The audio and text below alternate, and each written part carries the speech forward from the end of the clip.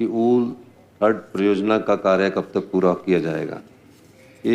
इसका कार्य काफ़ी सालों से पड़ रहा है और सबसे महंगी बिजली अगर कहीं बन रही है तो ऊल परियोजना की बन रही। पिछले जब परियोजना को हम शुरुआत करने की बात हुई तो पेनस्टॉक इसका खराब हो गया, टूट गया, ब्रेक डाउन हो गया। उसके बाद हमारी सरकार ने एक निश्चित अवधि समय तय की।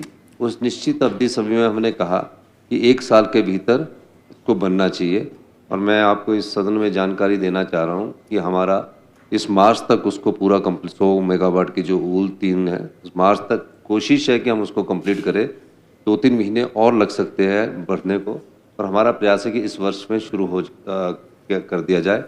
ये बिजली की परियोजनाएं हैं, ये समय लेती है।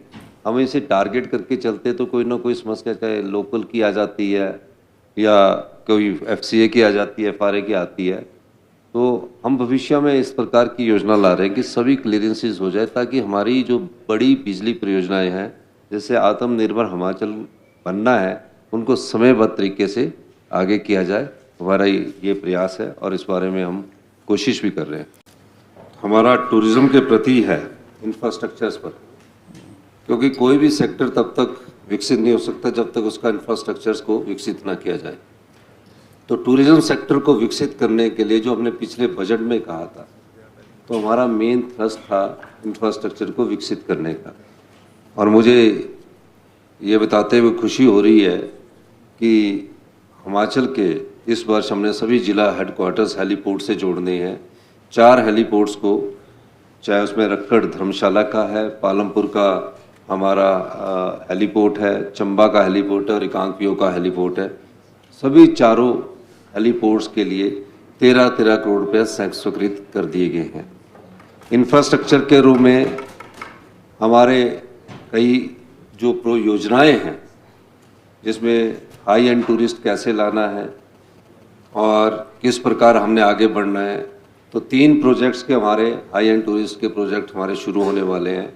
एक नदौन में शुरू हुआ है और एक ओहर में हमारा वेस्ट साइड एमिनिटीज़ का बहुत बड़ा प्रोजेक्ट, जिसका कि अभी टेंडर हो चुका है, उसमें काम हम आगे बढ़ चुके हैं। और 2-3 योजनाएं इस वर्ष कांगड़ा के संबंधित आने वाली हैं।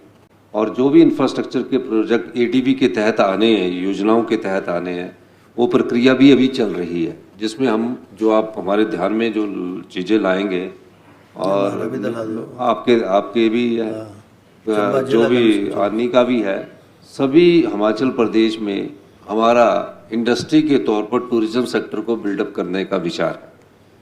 इसलिए हम टूरिज्म पर ज़्यादा थ्रस्ट कर रहे हैं।